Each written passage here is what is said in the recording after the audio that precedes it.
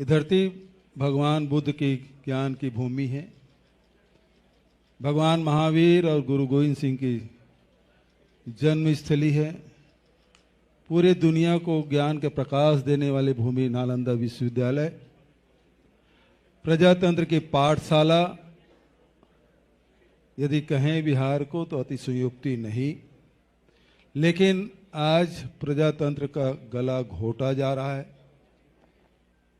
जनता के द्वारा चुनी हुई सरकार किस प्रकार से जनता का गला घोट रही है, इसका उदाहरण आप देखें। मनरेगा पूरी तरह से बंद है, जो गरीब जनता को 100 दिन का रोजगार देने की व्यवस्था है, कानूनी व्यवस्था है, वो अब बिहार में समाप्त हो गई। डबल इंजन की सरकार है।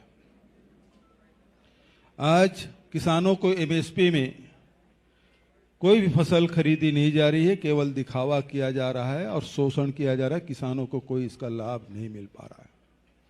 तीसरे तरफ जो उद्योग पहले लगे थे वो अब बंद हो गए। कोई उद्योग आगे लगे नहीं, लोगों को नौकरी नहीं मिल रही है, रोजगार की कोई व्यवस्था नहीं है। तो आर्थिक स्थिति में पूरी तरह से पिछड़ने का कारण ये 20 साल विनाश काल जो एनडीए की सरकार है वो जिम्मेदार है।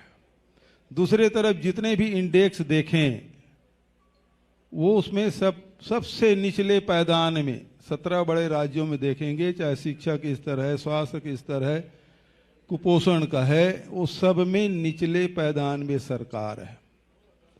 तो आज स्थिति बहुत भयावह है।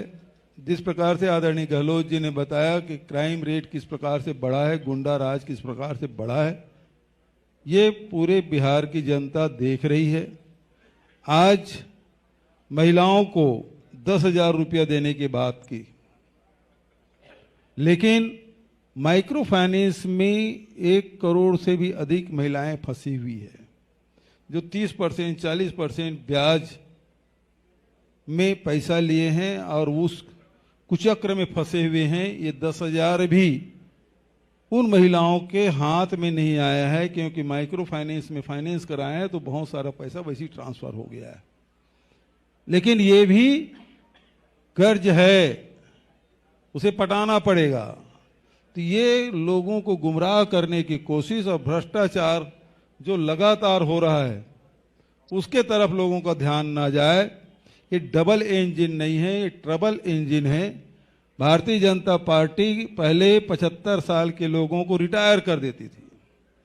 मोदी जी खुद रिटायर किए बहुत लोगों को, मुरली मनोहर जोशी से लेके बहुत सारे नाम गिनाए जा सकते हैं जिसको रिटायर कर दिया गया।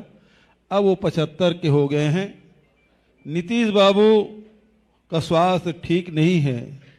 तो दोनों इंजन के मुखिया की स्थिति के बारे में आप सब जानते हैं। ये डबल इंजन नहीं है, ट्रबल इंजन है। और जब इंजन का रिंग पिस्टन खराब हो जाता है तो धुआं फेंकना शुरू कर देता है। तो ये सरकार की स्थिति यही है कि इनकी शासन काल में पुल पुलिया कितने गिरे हैं उसके आपको जानकारी है। पूरे देश में ही खबर छपती है कि बिहार में ये पुल ढह गया, ये पुल ढह गया, ये पुल ढह गया। स्थिति बेहद खराब है। इस सरकार को बदलने की आवश्यकता है।